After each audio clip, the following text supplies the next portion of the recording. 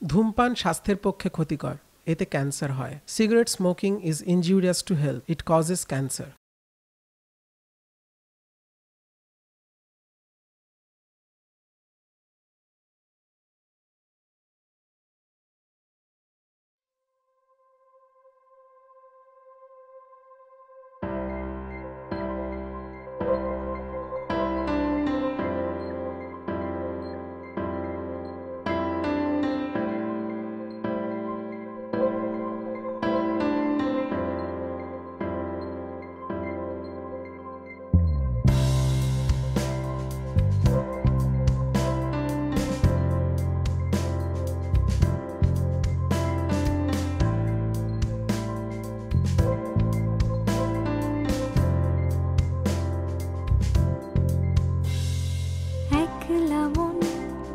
খোঁজে যখন ভালো থাকার কিছুক্ষণ, জানালার কাছ ঘেঁষে হঠাৎ এসে ডাক দেয় মেঘ পিয়ন। চেনা জীবনের কিছু অচেনা বাকে থমকে দাঁড়ায় যখন, নিরুদ্দেশের পথে বন্ধু বেশে হাত বাড়ায় মেঘ পিয়ন, হাত বাড়ায় মেঘ পিয়ন।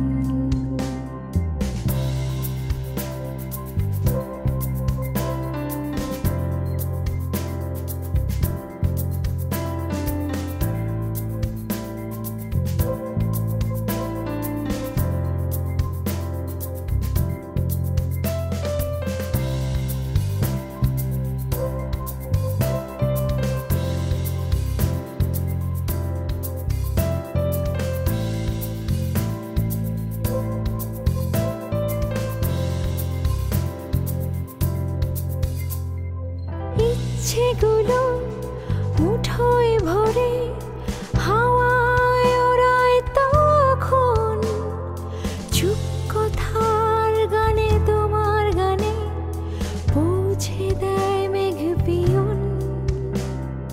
চুপি চুপি তুমি হাত বাড়াও যখন, সরিয়ে মেঘের আবরণ, ভালোবেসে নিঃশেষে বৃষ্টি হয়ে ভিজিয়ে দেয় মেঘ পিয়ন। কথায় নাকি সত্যি তোমার ছুতে নেই কোনো বারণ, ক্ষণিক সুখের ঘর একটা দোষর দিয়ে যায় মেঘ পিয়ন।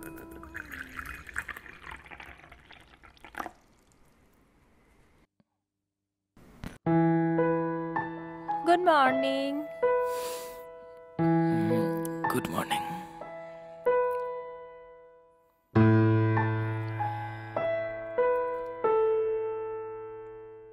আগে চুমু তারপর চা। এখন না, দেখি ওদিকে আবার বাবার এখনো চা খাওয়া হয়নি? ওঠে তো সেই কোন ভোরে। দিন দিন গার্ডেনিং করার সময়টা খুব বেড়ে যাচ্ছে। বুঝেছি, পুরো বয়সে বিমরতি আর কি। কি? না মানে আমি বলছিলাম মানে তোমার বাবার এই বয়সে বেশি এনার্জি আছে বলতে হবে। অমনি আমার বাবা হয়ে গেল, তোমার তো কেউ না। এই ভালো কথা। শোনো না, আজ কিন্তু ফিরতে একটু লেট হবে। কাল রাতে দুটো অনলাইন কনফারেন্স ছিল, ওটাকে পোস্টপোন করে আজ করলাম। যাক, কাল রাতে তাহলে ডিনার করতে যাওয়ার কথাটা মনে আছে। মনে থাকবে না? আমাদের বুবুন বাবু 10th বার্থডে বলে কথা। আমাকে তো সে কবে থেকে প্রমিস করিয়ে রেখেছে, উইশের সময় নিপশিল্ডের চকোপোলজি আর ডিনারে মিনল্যান্ড চায়না। আমাকে বলে রেখেছে চকো আলমন্ড কেক, ওই রোহিতের দিদি বানিয়ে দিয়েছিল না বার্থডেতে, সেই থেকে বলে রেখেছে। তা তিনি আছেন কোথায়? ওই ক্রিকেট ব্যাট হাতে মাঠে নাকি? আর কোথায়, সারা দিন ওই সমস্ত। কালকে সমস্ত এক্সারসাইজ ইনকমপ্লিট রয়ে গেছে। তুমি তো আজকাল ওর পড়াশোনা কোনো খেয়ালই করো না। সময় কোথায় পাই বলো তো? বস তো আবার পুরো ইস্টার্ন জোনটা এখন আবার ঘাড়ে ফেলার ধান্দায় আছে।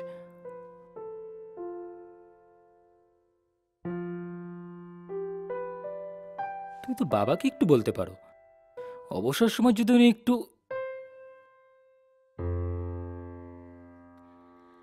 এই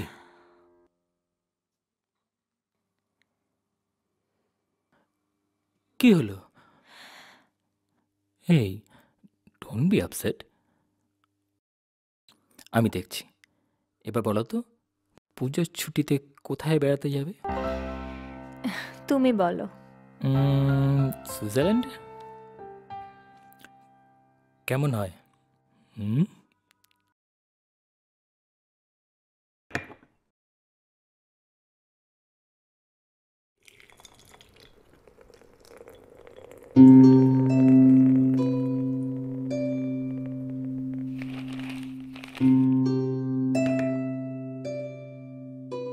দেখেছো বাবা, এখনো বুবুনের ফেরার নাম নেই।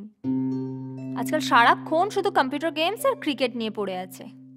এই বয়সে সারাদিন যদি এভাবে... অত চিন্তা করিস কেন?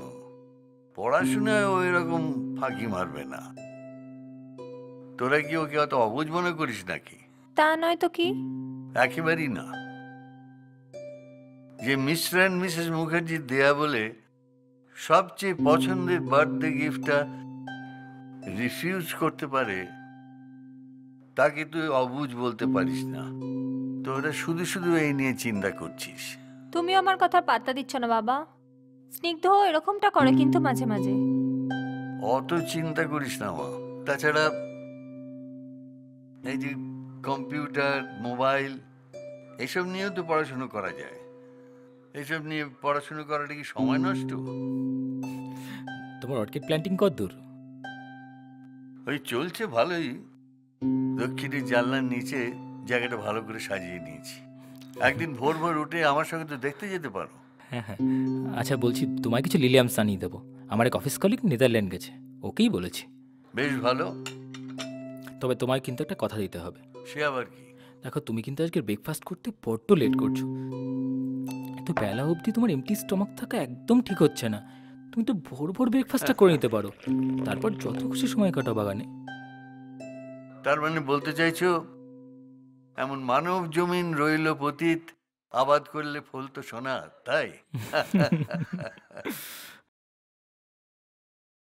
কিরে, তুই আগে ঠিক করে পড়াশোনা করছিস না? আর কিছুদিন পর তো সামার ভ্যাকেশন শেষ, তারপর তো জোর কদমে ক্লাস শুরু হয়ে যাবে। ভালো করে পড়তে হবে তো। পড়বো। আমার চকলেটটা পাবে, মনে আছে। তবে তার আগে সন্ধ্যাবেলা প্রফিট অ্যান্ড লসের পুরো এক্সারসাইজটা কিন্তু কমপ্লিট করে রাখবে। আমি অফিস থেকে ফিরে চেক করব, ঠিক আছে? বাই।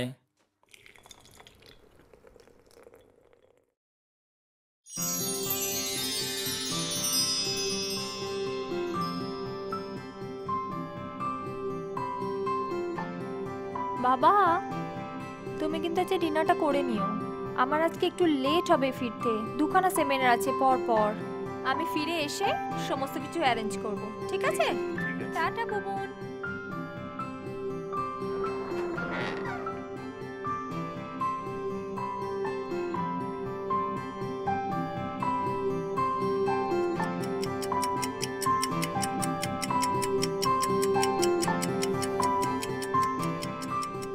কি পড়াশোনা চলছে?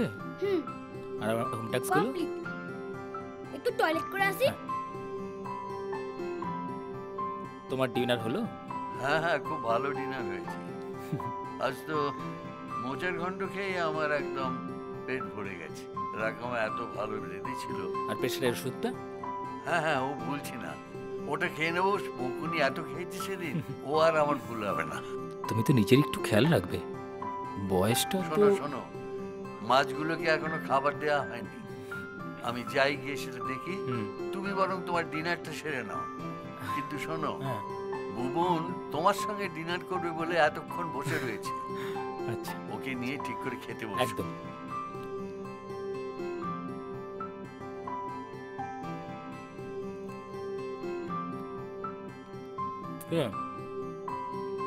দাঁড়া তো, হ্যাঁ দাঁড়া দিচ্ছি।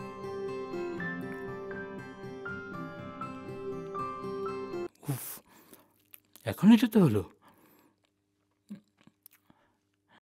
আর আমার birthday celebration is just 5 minutes left. রাকা তো বলছিল আজ 12টার মধ্যে ফিরে আসবে। Then will have a grand celebration. এতক্ষণ যে সুখী পরিবারটি দেখছিলেন সেটি আসলে সম্পূর্ণ কাল্পনিক। এই পৃথিবীর 4টি নিঃসঙ্গ মানুষ যারা সোশ্যাল নেটওয়ার্কিংয়ের দুনিয়ায় একে অন্যের সঙ্গে কাল্পনিক সম্পর্কের বন্ধনে আবদ্ধ এবং নিজেদের অজান্তেই তারা হয়ে উঠেছেন একে অপরের আপনজন। চলুন এই ফাঁকে দেখে নেওয়া যাক ওদের বাস্তব জীবনের গল্পগুলো।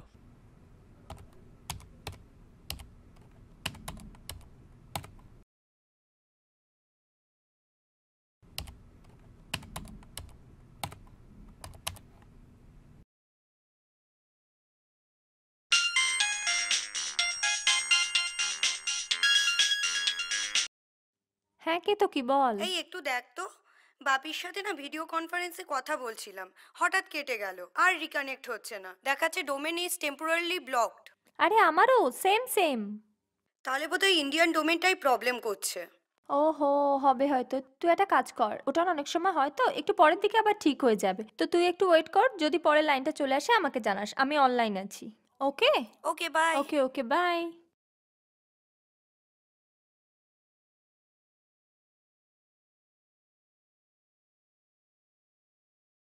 কি গো রাকা আন্টি, ইটস 12:10। তোমার বানানো চকলেট আলমন্ড কেক কোথায়? I am eagerly waiting for it. Hello Raka aunty, hello, are you there? Snigdha uncle, তুমি কিন্তু প্রমিস করেছিলে আমাকে। হোয়ার ইজ মাই ফেভারিট নিপসিলস চকোপোলজি? হ্যালো, শুনতে পাচ্ছ? হ্যালো,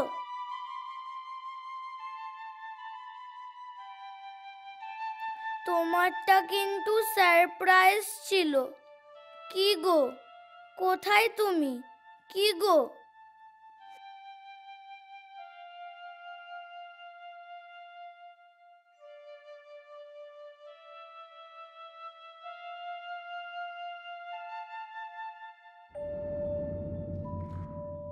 ভেঙে যাক, সব কিছু ভেঙে যাক। সারাদিন কম্পিউটারে গেম খেলতে আমার একটুও ভালো লাগে না, তবু খেলি যাতে পড়াশোনা না করতে হয়, যাতে এই বোর্ডিং স্কুল থেকে আমাকে তাড়িয়ে দেয়, যাতে আমি আবার তোমাদের কাছে গিয়ে থাকতে পারি। তুমি জানো না বাবা, স্নিগ্ধ আঙ্কেল, রাকা আন্টি আর রহমত দাদু আমাকে কত ভালোবাসে। আমার খুব ছোটবেলায় যেমনটা তোমরা আমাকে বাসতে, তোমরা ঝগড়া করে আলাদা হয়ে গেলে বলে আমাকেও এত দূরে সরিয়ে দিলে, এত দূরে। বুবুন, ভালো নাম সুবর্ণ মুখার্জি, বাবা শৈবাল মুখার্জি আর মা মনিকা মুখার্জি। গত বছর ডিভোর্সের সিদ্ধান্ত নেবার পর থেকে সেপারেটেড, আর সেই থেকে বুবুনের ঠাঁই এই দার্জিলিংয়ের বোর্ডিং স্কুলটা। ওর খুব একা লাগে এখানে, দম বন্ধ লাগে, মাঝে মাঝে কান্না পায়। মনে হয় অন্য যারা শিশুকাল থেকে আছে এখানে তাদের সাথে যেন ওর মেলে না। কারণ ওকে যে ওর বাবা মা পরিবার ভালোবাসা সব দিয়েও মাঝপথে দূরে ঠেলে দিয়েছে নিজেদের মধ্যে ঝগড়া করে। ছোটবেলায় ওকেও তো একদিন মা আর বাবা খুব ভালোবাসতো, ওর বার্থডে সেলিব্রেট করত, চকলেট কেক নিয়ে আসতো, রাকা আন্টি আর স্নিগ্ধ আঙ্কেলের মতো। যত্ন করে বড় করা একটা আধফোঁটা কুঁড়ির ফুল হয়ে ওঠার জন্য কি আরেকটু সময় ওদের হাতে ছিল না?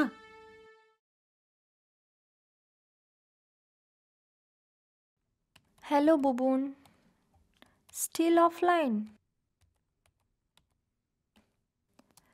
তুমি জানো তোমার জন্য কত শখ করে কিচেন স্ক্রাম্বল গেমটা ডাউনলোড করে তোমার পছন্দের চকলেট আলমন্ড কেকটা বানিয়েছিলাম। তোমাকে আর সেন্ড করা হলো না সোনা, মিস ইউ। তোমরা তিনজনেই এখনও অফলাইন।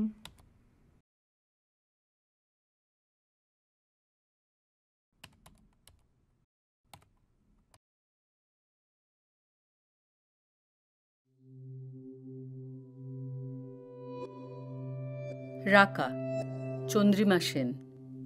কলেজে পড়ার সময় থেকেই দীপ্তাংশুর সাথে ওর কথাটা সবাই জানত, কিন্তু কোথাও যেন দুজনের মধ্যে পড়াশোনা নিয়ে প্রতিদ্বন্দ্বিতার একটা চোরা স্রোত চলত।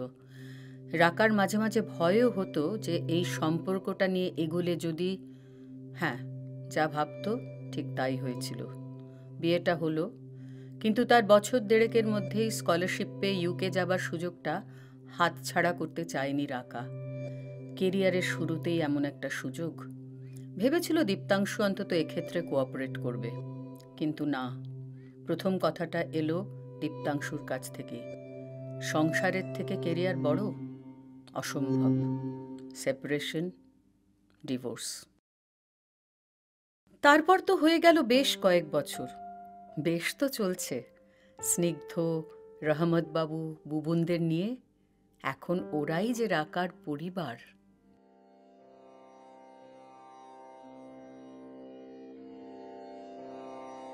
I'm sorry, Bubun. It's too late. But it's not my fault, Babu.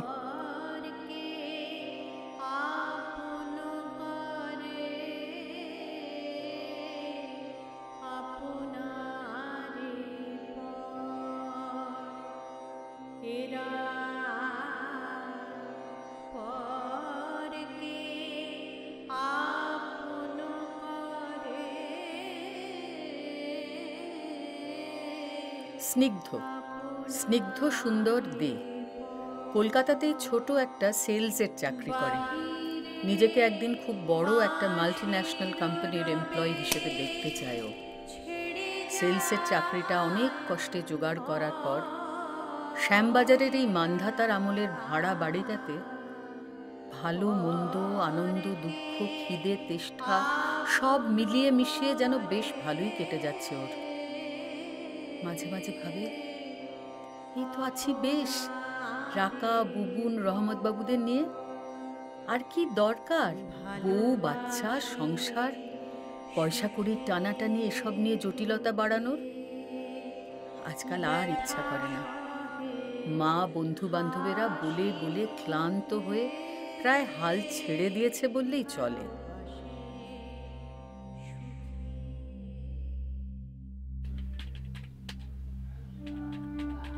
রহমত শেখ ইন্ডিয়ান আর্মির অবসরপ্রাপ্ত অফিসার।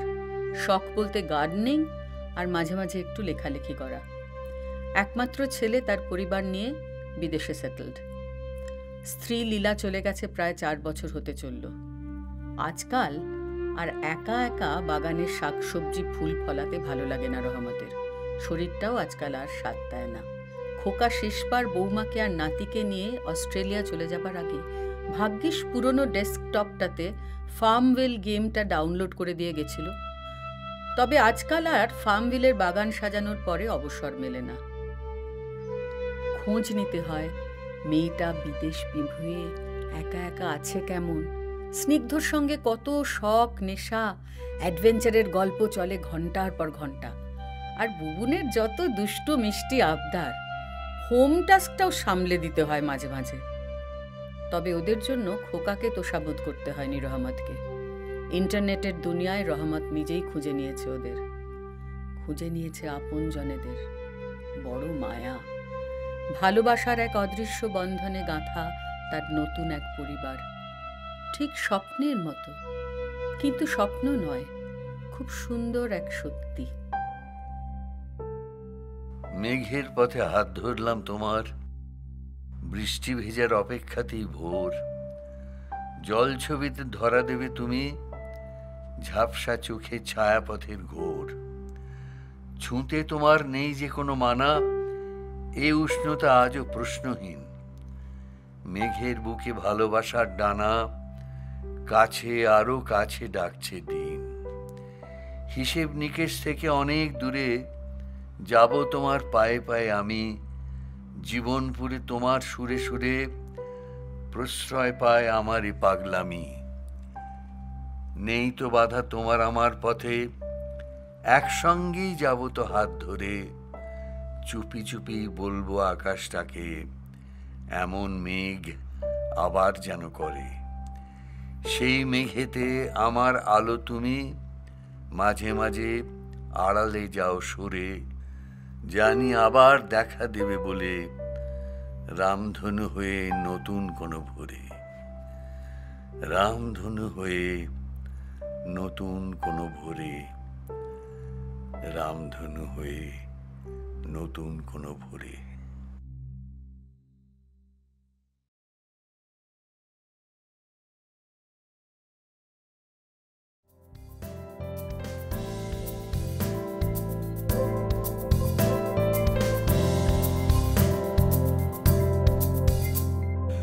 ইচ্ছেগুলো মুঠোয় ভরে হাওয়ায় ওড়ায় তখন, চুপ কথার গানে তোমার কানে পৌঁছে দেয় মেঘ পিয়ন। চুপি চুপি তুমি হাত বাড়াও যখন, সরিয়ে মেঘের আবরণ, ভালোবেসে নিঃশেষে বৃষ্টি হয়ে ভিজিয়ে দেয় মেঘ পিয়ন। রূপ কথায় নাকি সত্যি তোমায় ছুতে নেই কোনো বারণ, ক্ষণিক সুখের ঘোর একটা দূষণ দিয়ে যায় মেঘ পিয়ন। কখনো আড়াল হলে না বলে হঠাৎ গেলে তোমাকে খোঁজে জীবন, আবার জীবন শেষে সত্যি সুখের দেশে ডাক দেয় মেঘ পিয়ন, ডাক দেয় মেঘ পিয়ন।